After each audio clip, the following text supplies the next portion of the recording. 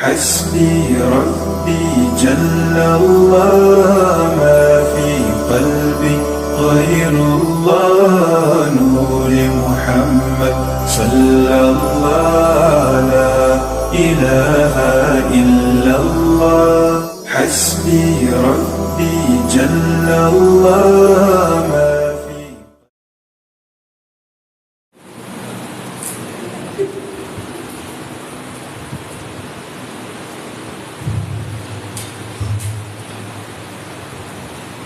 Assalamualaikum warahmatullahi wabarakatuh.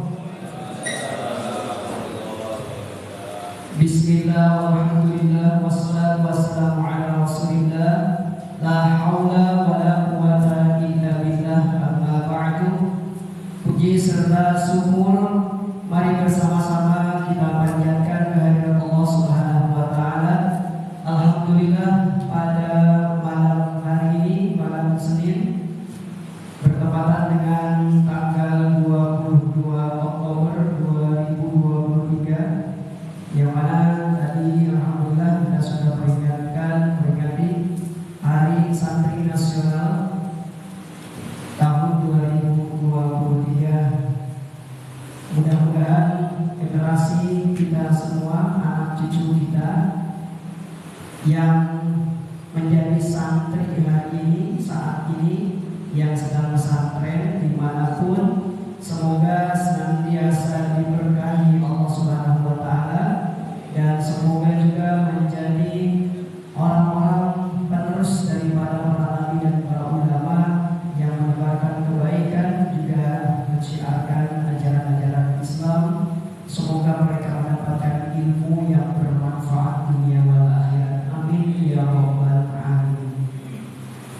Salawat dan salam kita sampaikan kepada junjungan baginda Nabi besar Muhammad sallallahu alaihi wasallam, kepada keluarga, sahabat, para tabi'in, juga seluruh pengikutnya. Insyaallah kita termasuk di dalamnya yang senantiasa istiqomah menjalankan segala sunnah-sunnahnya, sehingga di akhir yaumil akhir mendapatkan syafaatul uzma dari Rasulullah sallallahu alaihi wasallam. Amin ya rabbal alamin.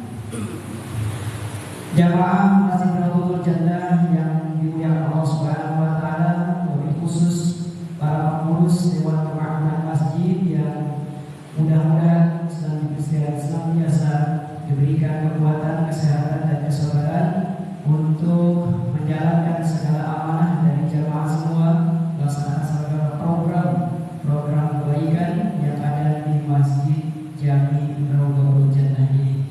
Dan Bapak Ibu sekalian yang hadir pada kesempatan malam hari ini, di sela-sela kesibukan kita dengan begitu banyak aktivitas yang kita kerjakan, alhamdulillah masih bisa kita menghadiri majelis ilmu kita bersama-sama mengambil ilmi untuk mencari ilmu. Mudah-mudahan apa yang disampaikan dalam kitab ini, kitab Ushul Taufik, yang kita kaji setiap malam Senin, Ahad, kedua dan keempat, mudah-mudahan senantiasa bisa kita amalkan sedikit demi sedikit, sehingga ini menjadi acuan kita dalam mengarungi kehidupan kita di dunia ini. Sebelum kita mulai, kita bacakan suratul Fatihah. Yang pertama kepada musannif kita suratul Taufik, Syekh Abdullah bin Husain bin Tahir bin Muhammad bin Hashim Ba'alawi. Semoga dengan bacaan Al-Fatihah ini, apa yang disampaikan beliau dalam kitabnya bermanfaat dan berfaedah untuk kita semua. Ala ahlinya wa ala kulli yadin shalihatin wa ta'ala wa bihajatillah wa ila awfani nabi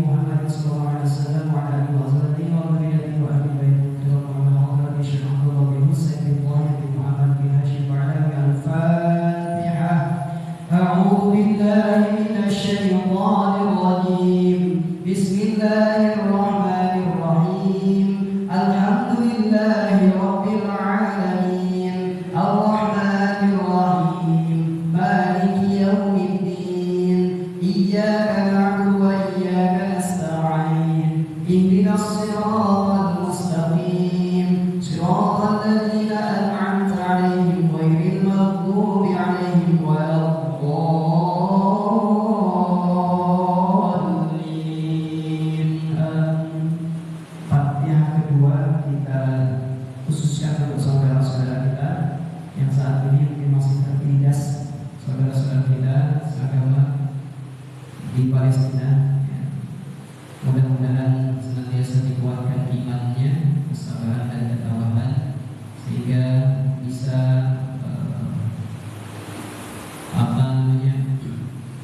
kekuatan imannya tetap terjaga dan dijaga oleh Allah Subhanahu wa taala. Al-Fatihah.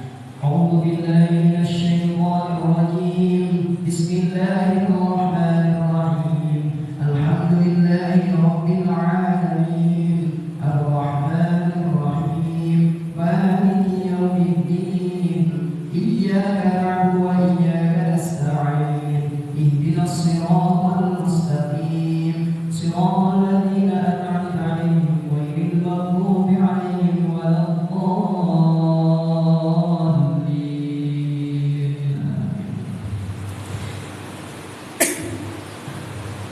Jamaah yang dirahmati Allah Subhanahu wa taala yang hadir di Masjid Al-Falah Jannah atau secara online yang hadir di tempatnya masing-masing menyaksikan dan menghadiri majelis ilmu ini. Malam hari ini kita akan bersama-sama membaca kitab Surah Al-Taufik dengan pembahasan kewajiban kita sebagai orang tua kepada anak. Bismillahirrahmanirrahim. Faslun, ini adalah sebuah pasal yajibu wajib ala waliyis sobiyi wassobiyati, atas wali daripada anak laki-laki dan anak perempuan, fima yajibu ala sahibil wilayah, kewajiban kepada wali yang punya anak atau titipan anak laki-laki atau anak perempuan, bukan hanya kepada orang tua. Di sini dikatakan ada sahibil wilayah, atas orang yang mempunyai perintah. Orang tua ini kalau satu sudah meninggal atau dua-duanya, maka yang menjadi kewajiban beralih kepada walinya. Kalau ada adik daripada ayahnya, berarti jadi kewajiban pamannya. Jadi uang yang disebut wali ini yang mewakili orang tua. Kalau mereka sudah tiada, sudah meninggal, berarti kewajibannya beralih kepada adiknya bapaknya, adiknya ibunya, kakaknya ayahnya, atau kakak dari ibunya. Jadi ini artinya bukan hanya kepada orang tua yang melahirkan dan merawat saja. Yajibu ala tariqi fardhi kifayati, atas jalan-jalan yang menjadikan fardu kifayah. Al-mumayyizaini, anak laki-lakinya ini atau perempuannya yang mumayyiz. Mumayyiz ini nanti dijelaskan seperti apa.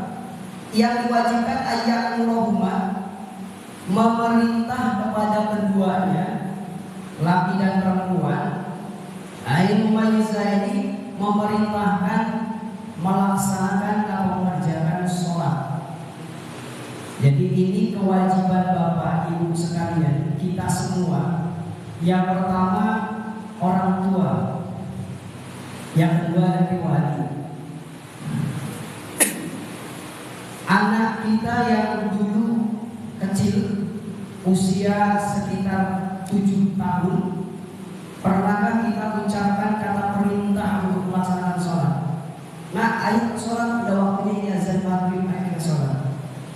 Apalagi kalau kita tahun ada mengajak anaknya ke masjid, mengajarkan dan mencintai, mengajarkan untuk sholat di masjid untuk kaum adam, laki-laki. Nah, sekarang sudah dewasa, bahkan sudah menikah. Kalau belum pernah itu kita kerjakan, kita perintahkan, maka kita berdosa. Nah, ini kewajiban kita yang harus kita bebaskan, yaitu memerintah sholat kepada anak kita. Walau qada'an, walaupun sholatnya itu qada'. Qada ini anaknya misalnya kalau subuh nih terutama. Sama anak saya juga nih kalau subuh agak susah bangunnya. Nah, kalaupun dia kesiangan, subuhnya itu 6:30, ya, tetap kita perintahkan sholat dengan niat qada. Sholli fardhu subhi raka'ataini istaqbilal qiblati ada qada'an lillahi ta'ala. Walaupun itu sholatnya sholat qada. Bahkan di dalam riwayat hadis itu di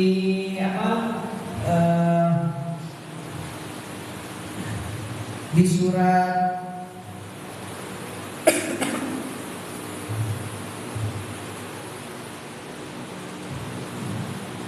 ada salah satu surat yang memerintahkan pada saat itu, memerintahkan kepada keluarga tentang sholat, maupun itu sholatnya sholat sunat. Bahkan di riwayat itu sholatnya sholat malam. Kalau kita sholat malam, tengah malam itu pertiga malam sholat tahajud, kita bangunkan juga keluarga, istrinya, anaknya itu sama-sama sholat tahajud. Apalagi ini sholat wajib, sholat 5 waktu. Kemudian yang kedua, selain memerintahkan sholat, wa ya'lamuhuma ay mumayyizain. Yang kedua, selain memerintahkan pertama, yang kedua mengajarkan sholat. Bagaimana kalau kita tidak mampu dan kita tidak tahu? Nah, tadi ada yang kedua, tanggung jawabnya dialihkan kepada wali. Siapa? Kalau nggak ada saudara kita yang bisa menjadi dan mengajarkannya sholat, maka ajarkan kepada guru ngaji. Kalau ada TPA, di TPA. Kalau pengajian majelis ta'lim, madrasah, ya. Kemudian misalnya ada sekolah yang basisnya Islam, yang setiap harinya mengerjakan dalil Nabi untuk sholat, membiasakan sholat. Ini kewajiban kita, ya. Wa ya'lamuhuma ahkamuha, mengajarkan juga hukum-hukum sholat, mengajarkan tata cara sholat, bagaimana rukuk, bagaimana sujud, mengajarkan apa saja rukun-rukun sholat, syarat-syarat sholat, pembatalan sholat, dan lain sebagainya. Jadi kan kalau kita nggak ngaji nggak tahu, ya. Rukun sholat ada berapa? 17. Dan Sabina ada 13, rukun main ada 17. Ya, kalau yang 17 itu dari 13 ini ada yang bisa. Ada syarat sholat, pembatalan sholat, sunnah-sunnah sholat, makruh sholat. Nah, ini kita sebagai orang tua harus mengerti terlebih dahulu tentunya sebelum kita mengajarkan. Nah, ini pentingnya ngaji, karena kita punya kewajiban untuk ngajarin anak. Ayat as-salati minasyuruti wa qaidiha ba'da tamami sab'in sinina. Kapan kita disuruh memerintahkan salat kepada anak kita laki atau perempuan? Ya, setelah sempurna usianya 7 tahun. Kalau usianya sudah 7 tahun, kita punya kewajiban memerintahkan sholat kepada anak. Selain memang mumayyiz, bagaimana kalau sekarang anaknya belum 7 tahun tapi belum mumayyiz, baru 6 tahun? Nanti ada tanda-tanda mumayyiznya, ya. Di sana dikatakan bahwa kalaupun dia sudah mumayyiz tapi belum umurnya sebelum 7 tahun, 6 tahun atau 6 tahun setengah, itu belum wajib kita perintah sholat, ya. Wala budda minat tahdidi bid-darbi wa nahwi, dan mesti minat tahdidi bid-darbi.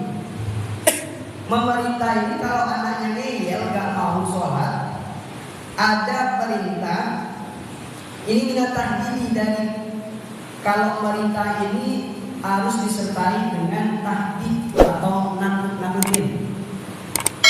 Tahdid, kalau sekarang caranya misalnya kalau anaknya nggak terlalu susah, kalau disuruh sholat nggak mau, nah ayo sholat, sudah waktunya kita belajar sholat, atau diajak ke masjid, nanti besok kalau kamu nggak sholat besok tak dikasih uang jajan. Nah, itu kan menakut-nakutin. Ya. Kalau di sini, walaupun dengan pukulan, nakut-nakutinnya, ya, wanabi atau seumpamanya itu, bentuknya yang sekira-kira itu bentuknya bisa anak kita takut. Ma'al amri serta perintah.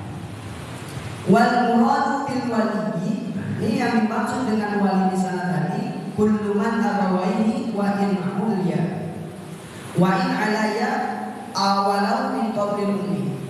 Yang dimaksud dengan wali tadi tidak hanya orang tua saja, orang tua ayah kandung atau ibu kandungnya, tetapi juga wali atau yang mewakilkan, walaupun itu ke atas. Artinya ke atas, kalau bapak berarti kakek, terus apa setelah kakek buyut, ya, walaupun ke atas. Nggak ada kakeknya, buyutnya ada ya, orang tuanya bapaknya udah nggak ada, dan buyutnya punya kewajiban meminta. Begitupun dari jihad ibu, ibunya udah nggak ada, berarti kewajiban neneknya nggak ada, buyutnya ada, terus ya, walaupun itu jalurnya ke atas. Walau ini dan walaupun jalurnya dari jalur atau jihad ibu. Payas itu maka gugurlah al-wajib al-wujubu kewajiban bibri kahima di usul maksudan. Keguguran kewajiban pemerintah sholat itu walaupun dari salah satu mereka memerintah. Jadi kalau bapaknya memerintah, ibunya enggak, sudah gugur keduanya. Kalau sekarang ayahnya, ibunya memerintah, bapaknya gugur kewajiban. Dari salah satu keduanya itu harus ada yang menentukan kewajiban pemerintah. Biasanya kalau ibunya, kalau saya rajin ibunya. Kalau saya masuk ke masjid, kalau subuh terutama dia bangunin karena dia baru tidurnya, bangunin langsung diangkat. Kalau masih saya diangkat bawa kamar mandi, ya, walaupun sampai nangis, karena ya kita tega-tega itu ngajarin sholat. Ya. Wah kasihan lah, udah 7 tahun bangun Ustaz, kasihan lah, biarin tidur aja. Berarti nah, kita akan menunaikan kewajiban itu. Wa inna ma khutiba bidzalika al-ummu wa illam yakun laha. Nah ya, jadi setelah usia 7 tahun yang dimaksudkan daripada mumayyiz itu batasannya wahab tanmizi ayyakuna kullu minas-sabiyi was-sabiyati bihaisu ya'kulu wahdahu wa yashrabu wahdahu wa yastanji wahdahu. Yang dimaksudkan tamyiz atau mumayyiz, anak 7 tahun mumayyiz. Mumayyiz itu anak ini sudah bisa makan sendiri, minum sendiri, cebok sendiri, dan dia kalau diajak ngobrol itu bisa berkomunikasi, ya. Nah kalau anaknya baru 6 tahun setengah, kurang dari 7 tahun, tapi sudah mumayyiz, sudah bisa diajak ngobrol. Biasanya kalau perempuan itu cepat ya, komunikasinya cepat, tindakannya cepat juga. Nah itu sebelum 7 tahun gak ada kewajiban kita untuk pemerintah, walaupun dia sudah mumayyiz, sudah bisa makan sendiri, minum sendiri, ya, bersuci sendiri. Nah itu tidak ada kewajiban. Wakila ayya alifa yaminahu min shimali. Kemudian ada sebagian yang mengatakan bahwa yang dimaksud dengan tamyiz itu adalah dia tahu antara sebelah kanan mana, sebelah kiri mana. Baru Terus juga dan dia juga bisa membedakan mana yang bermanfaat, mana yang tidak. Nah itu yang disebut tamyiz. Usianya di usia 7 tahun. Wa yaktibuhuma ala tarkiha. Kemudian kalau usianya sudah 10 tahun, kita punya kewajiban kalau anak ini meninggalkan sholat, kita punya kewajiban untuk memukul. Tapi memukulnya ghairu tabarruhin atau ghairu mubarrah, tidak menyakitkan, tidak membekas, ya, atau tidak membahayakan. Jadi hanya sekedar ukuran ringan saja. Itu kalau usia anak sudah 10 tahun dan mau sholat, ya, apalagi anak sudah 12 tahun, 17 tahun. Nah ini berat, ya, kewajiban kita untuk mengingatkan dan meminta sholat kepada anak-anak kita. Itu 10 tahun usianya kita punya kewajiban untuk memukul kalau dia tidak mau sholat. Kemudian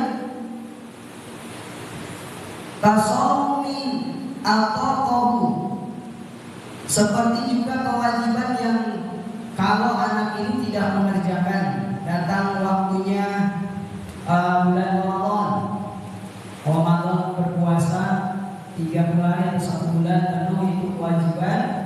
Nah kalau anaknya belum mampu, ini dikatakan dalam sebuah hadis bahwa kalau anak ini sudah mampu puasa itu 3 hari berturut-turut, itu insya Allah dia akan mampu melaksanakan puasa itu sebulan itu. Tapi kalau belum mampu ya sekedar latihan, ya latihan, karena ketidakmampuannya itu nanti bisa membahayakan, misalnya bisa memancing penyakit mah atau penyakit yang lain kalau dia belum bisa nahan lapar 1 hari sehari penuh. Ya. Tapi tetap kita perintahkan untuk berpuasa. Kemudian wa yajibu alaihi aidan ta'limuhuma ma yajibu alaihima wa ma yahrum. Kewajiban yang berikutnya adalah wajib bagi kita orang tua atau wali mengajarkan segala perkara yang hukumnya itu wajib. Kemudian mengajarkan segala perkara yang hukumnya itu haram. Jadi kasih tahu ini sholat itu wajib, puasa itu wajib, yang ini tidak boleh dilakukan, yang ini mesti dilakukan. Jadi itu kewajiban kita memberitahu dan mengajarkan anak-anak kita melakukan atau melaksanakan kewajiban dan menjauhi larangan atau haram, segala perkara yang diharamkan oleh Allah Subhanahu wa taala.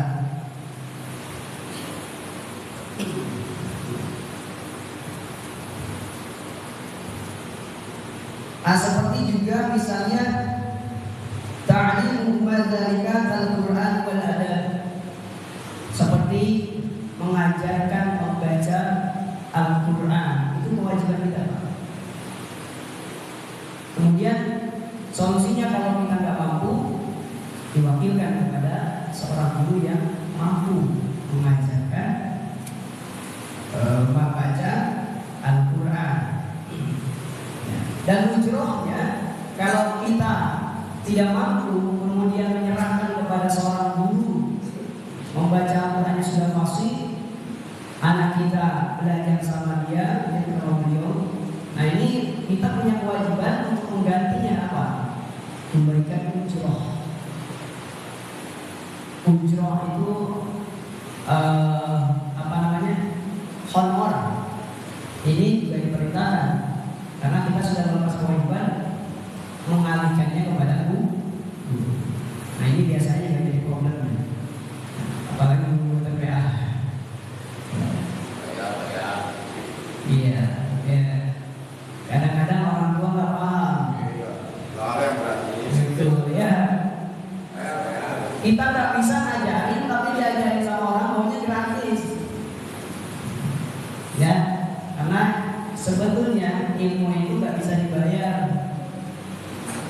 bisa dibayar bukan nggak boleh dibayar, tapi saking tingginya derajatnya ilmu, nah itu bayarannya pun harus tinggi sebetulnya. Tapi ya itu dikembalikan kepada kemampuan masing-masing. Yang penting cara menghargai seorang guru ketika dia mengajarkan, kan dia mengambil alih tanggung jawab kita, Pak. Yang harusnya jadi tanggung jawab kita sebagai orang tua, kita nggak mampu, ya alihkan kepada orang lain atau guru yang mampu mengajarkan. Mendingan kita bayar bulanan sekemampuan kita daripada kita dituntut nanti di akhirat. Nah itu bandingannya. Ya, anaknya kita sudah ke surga, anak kita di neraka gara-gara bisa ngaji. Yang kita harus siapa? Orang tuanya. Orang tua saya juga bisa ngajarin. Nah ini, mendingan serahkan kepada yang berkompeten ya. Dan kita punya kewajiban untuk membayarnya. Jadi belum lagi diajari ngaji bacaan sholat, praktek sholat, itu di TPA ada. Belajar baca hadis,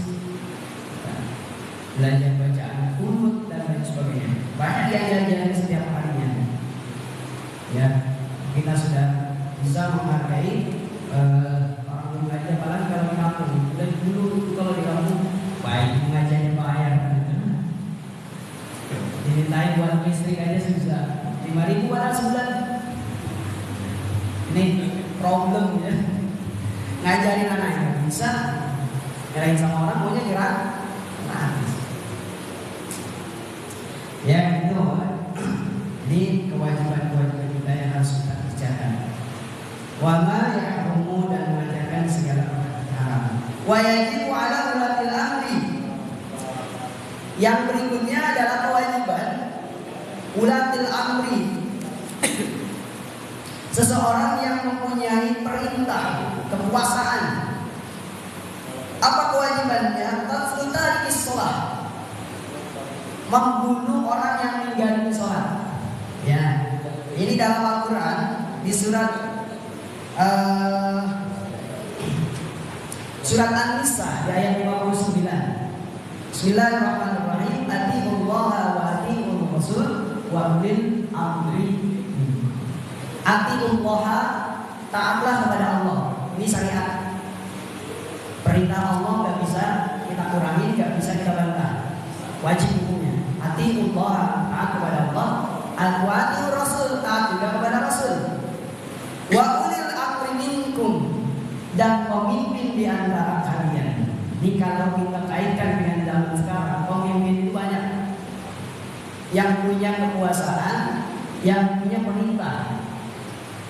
DKM ketua itu pemimpin untuk jamaah, RT itu pemimpin untuk warganya, RW pemimpin untuk seluruh warga RT, camat pemimpin untuk kecamatannya, kabupaten bupati, gubernur dan sebagainya. Itu pemimpin.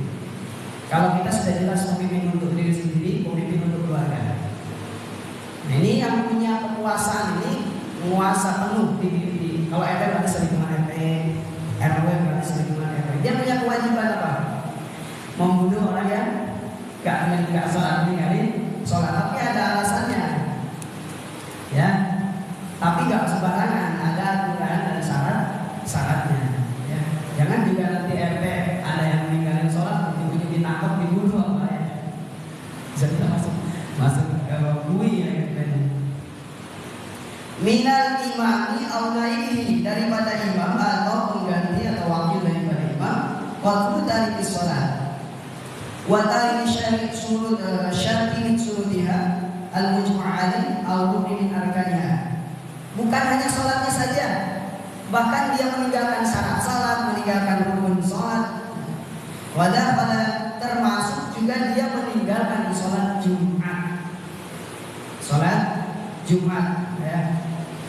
Kalau kita kan karena bersosialisasi ya, hidup dengan masyarakat, seorang RT harus bisa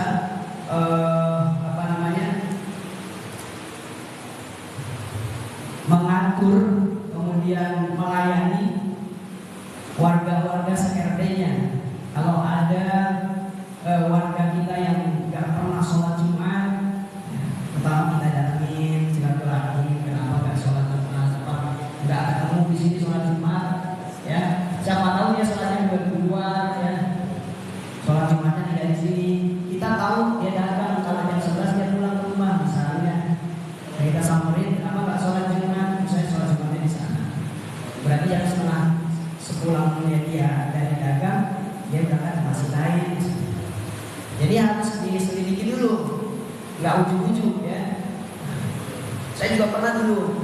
depan, persis di depan rumah. Di depan masjid itu ada rumah. Orangnya nggak pernah ikut Jumatan di masjid kita. Padahal rumahnya di depan, persis di depan rumah. Kayak ini, di rumahnya situ. Ya ternyata setelah didatangi oleh mereka, dia sholat Jumatnya dari itu. Dia punya komunitas yang lain. Nah ini ya, selama dia melaksanakan kewajiban, ya, itu jadi masalah. Itu kalau masalah pemahaman, itu kembalikan ke diri sendiri. Nah ini kemudian kaslan meninggalkan sholatnya itu karena malas. Ya karena malas. Ayat tasahudan atau dia karena menggampangkan, menyepelekan sholat. Watahabudan yakni menyepelekan sholat. Bagaimana seorang pemimpin ini membunuh orang yang tidak sholat atau meninggalkan sholat karena malas atau menyepelekan tadi? Ilam yakun, kalau tidak bertobat. Artinya berarti sebelum kita eksekusi, kita harus melalui jalur-jalur komunikasi dulu, meminta untuk mengingatkan, menasihati, mengingatkan bahwa sholat adalah kewajiban kita sebagai umat Islam. Nah kalau dia membangkang, nggak mau tobat, baru itu eksekusi. Jadi inilah perintah pentingnya melaksanakan sholat. Ya. Ayat yang tazil al-amru wa lam yusalli wa yad'u'an bil qalbi. Tapi dari dalam komunikasi itu, dalam komunikasi atau pembicaraan itu kita katakan bahwa orang yang meninggalkan sholat itu akan diancam dibunuh. Jadi kita sampaikan. Nah, mudah-mudahan dengan itu dia sadar, ya, sadar kembali sehingga melaksanakan sholat. In taraka fa in fa'alaha ba'da dzalik taraka wa illam qatlu bi dharbi. Kalau dia setelah didatengin, diajak ngobrol, terus dia taubat mau sholat, berarti pimpinan atau pemimpin ini wajib meninggalkan membunuh tadi.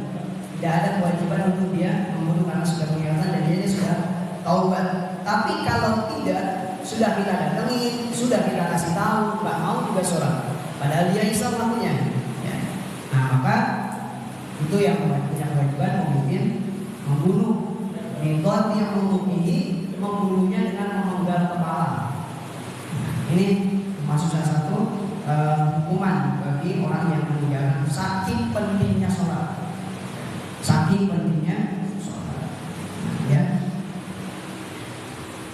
Kemudian berikutnya wa hukmuhu muslimin wa yajibu 'ala kulli muslim amru ahlihi biha.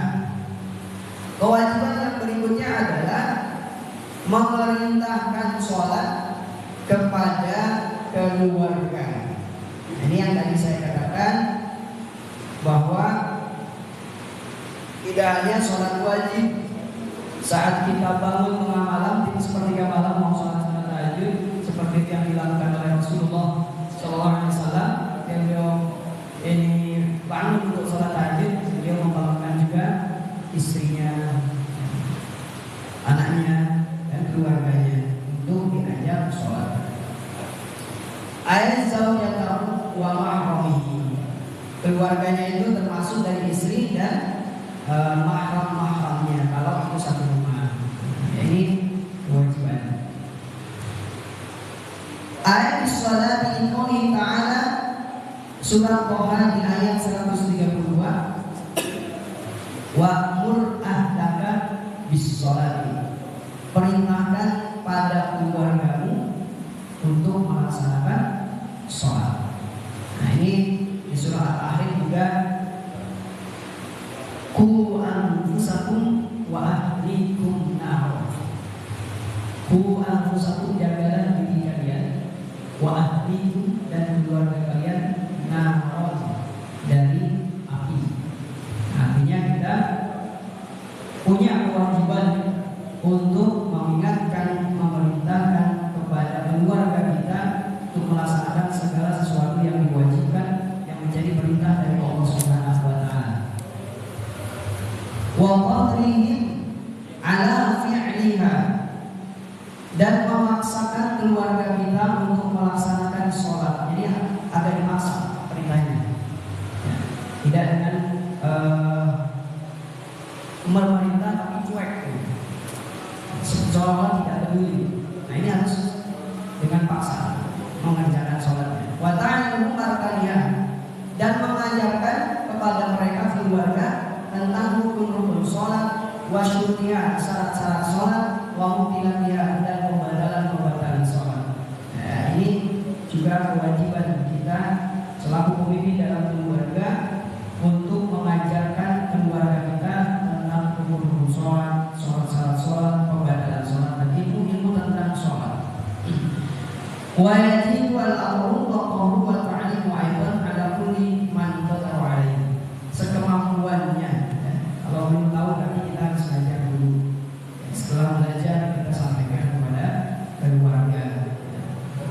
Nah ini kewajiban yang harus kita tunaikan, yang harus kita kerjakan kepada anak dan keluarga kita. Pentingnya sholat, karena sholat merupakan perintah Allah Subhanahu wa Ta'ala, dan amalan yang pertama yang akan ditanya dan dipertanggungjawabkan nanti di yaumil akhir adalah tentang sholat. Baik itu sholat wajib ya, yang kita ajarkan, yang kita perintahkan, maupun sholat-sholat sunnah. Jadi tidak hanya sekedar sholat wajib saja. Kalau ada sholat sunnah karena itu adalah kebaikan, karena itu ada anjuran, yang kita ajarkan kepada anak, kepada keluarga, gitu ya. Nah, bagi kita yang saat ini menjadi pemimpin juga ini punya kewajiban mengingatkan daripada jamaah atau orang-orang yang kita pimpin. Karena setiap pemimpin kita akan ditanya tentang jawabannya nanti di akhirat. Kenapa saudaramu ini padahal dekat rumahnya, kamu RT di situ, dia nggak pernah sholat, kamu nggak tegur, nggak ajar, nggak mengingetin. Nah ini juga nanti tanggung jawab RT nanti. Makanya kalau sekarang kan sebetulnya bisa memanfaatkan teknologi yang sudah canggih ya. Kita share lewat WA aja, ngajakin ngaji, ngajakin sholat itu sudah menggugurkan kewajiban. Cuman itu selemah-lemahnya iman. Ya.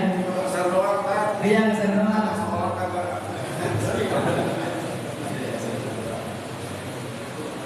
Ta'muruna bil ma'ruf ya, wa tanhauna 'anil munkar. Mengajak kebaikan dan wa tanhauna 'anil munkar. Yaitu kan berupa kebaikan kita walaupun kita belum bisa melaksanakan sepenuhnya ya baiknya kita juga mengajak kalau orang itu mengerjakan, kita juga dapat pahalanya ya. Itu media sosial kita gunakan, kita manfaatkan dengan sebaik-baiknya, diajak ya. Kan kadang-kadang kalau kita langsung belum berani Pak. Ya betul nggak? Belum berani karena takut tersinggung lah, takut marah, takut apa, resiko yang belum kita bisa terima saya. Ya, maju, ngajak juga belum benar, kan gitu. Gitu ya, padahal kita mau ngajak kebaikan. Ya masalahnya dia mau ikut apa enggak, yang penting kita sudah ngajakin. Ya itu urusan orangnya, yang penting kita intinya ngajak aja. Ya. Kalau DKM kan bisa lewat ini sebelum maghrib atau sebelum isya kalau ada pengajian jemaah diajarin. Nah ini sudah menggugurkan kewajiban ya, memimpin masjid atau DKM. Pertama sholat 5 waktu. Di Sukabumi itu ada almarhum Cijen. Beliau itu saya pernah ikut tabligh akbarnya beliau waktu di Cianjur kalau nggak salah. Beliau pimpinan Tarekat waktu di Sukabumi, itu juga tokoh ulama di Sukabumi. Beliau itu kalau ceramah bawain fokus Pak, bawa layar. Jadi yang dia katakan itu tidak hanya semata menyampaikan saja, ada buktinya. Kayak beliau ziarah ke kuburan atau ke makamnya Syekh Ilah pengarang kitab Hikam, di situ ada fotonya. Beliau sebutkan daerah mana dan tanggal berapa. Termasuk kalau beliau ngajakin sholat terutama subuh, nanti beliau ini keliling jam 4. Keliling jam 4 letokin pintu warga. Itu seorang pemimpin pesantren. Jadi kalau beliau kan dipanggilnya abah, ingat dokumen sebelum beliau sholat subuh, masjid. Kalau ada yang jawab ya, waalaikumsalam, ya bang. Itu masjid pas sholat subuhnya 2 lantai itu kayak Jumatan. Di sini udah ada belum kayak gitu?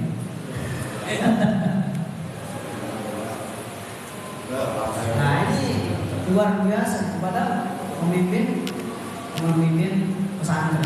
Dan itu beliau lakukan ya, dengan beliau memberikan keteladanan, akhirnya sama jamaahnya, sama sekitaran situ yang menjadi jamaahnya ikut juga akhirnya. Jadi mereka bisa berkeliling. Jadi kalau satu kampung itu kan lumayan banyak rumahnya, bisa dibagi wilayahnya. Dan itu sudah rutinitas sehari-hari dilakukan. Makanya subuhnya penuh kayak Jumat. Kalau kita kan baru Jumat doang yang penuh. Subuhnya 1 baris, 2 baris, paling banter berapa baris? 4. Itu juga kalau hari Sabtu, Minggu. Gitu ya. Jadi nanti kembalikan. Kalau bisa bangun, kalau sholat tahajud sudah selesai, zikirnya sudah selesai jam 4 kan. Ya kalau belum berani, ya minimal saya udah kalau subuh yuk masih. Ya. Entar dibacanya habis sholat subuh. Subuhnya selesai baru dibaca senang. Tapi minimal dia, oh ada yang ingin sholat subuh berjamaah masih. Nah, minimal seperti ini. Ya. Lama-lama juga kan dia, wah saya terus ini. Maaf saya nggak tahu masih. Ya, itu berarti datang hidayah, gitu ya.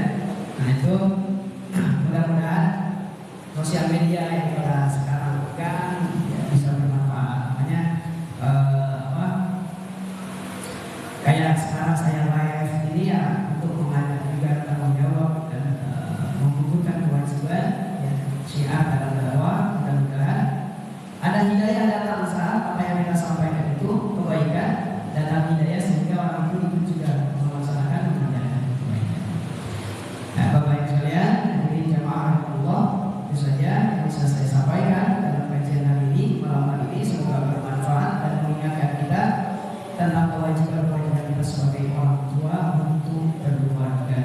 Dan mudah-mudahan kita dan keluarga tetap dijaga keimanannya. Allah Subhanahu wa taala terus melaksanakan perintah-perintah Allah Subhanahu wa taala berupa kewajiban menjalankan sunnah Rasulullah sallallahu alaihi wasallam. Amin ya rabbal alamin. Astaghfirullahaladzim, astaghfirullahaladzim, astaghfirullahaladzim.